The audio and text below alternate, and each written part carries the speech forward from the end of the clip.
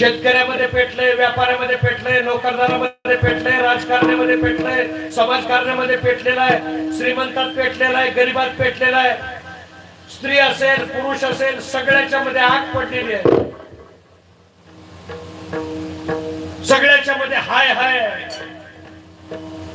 लोकांच्या जीवनाकडे जगाकडे जर पाहिलं तर लोक त्रस्त झालेले, ग्रस्त झालेले, बेचैन झालेले, उदास झालेले, भयभीत झालेले, कावरबावर झालेले, रात्रंदिवस पळतायत, दिवस पुरेना, रात्र पुरेना, रात्री ट्रॅफिक जाम आहे, खायला फुरसत नाही, झोपायला वेळ नाही,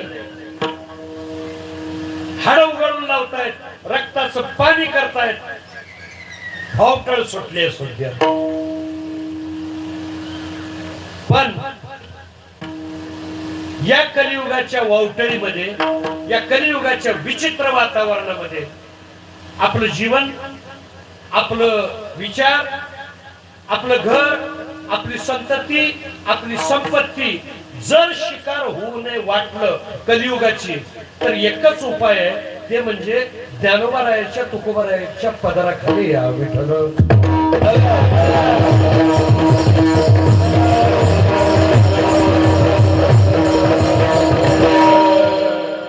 लाख प्रयत्न करा, इलाज नाही त्याच्याशिवाय। बाजारात गेलेलं बाळ जर आईपासून सुखमुख होणे वाटलं तर एक तर त्या आईच्या डोळ्यासमोर पाहिजे किंवा आईच्या पदराला धरून पाहिजे। तसं कलियुगामध्ये, कलियुगात तुम्ही राहा पण तुमच्यात कलियुग नको वाटला तर, कलियुगात घर होऊ द्या पण तुमच्या घरात कलियुग नको वाटला तर, कलियुगात लेकरं होऊ द्या पण तुमच्या लेकरात कलियुग नको वाटला तर, एक तर ज्ञानोबारायाच्या तुकोबारायाच्या म्हणजे अभंगाच्या ओवीच्या समोर राहा, अन्यथा जमत नसेल तर ज्ञानेश्वरीचा गाथ्याचा पदर धरा।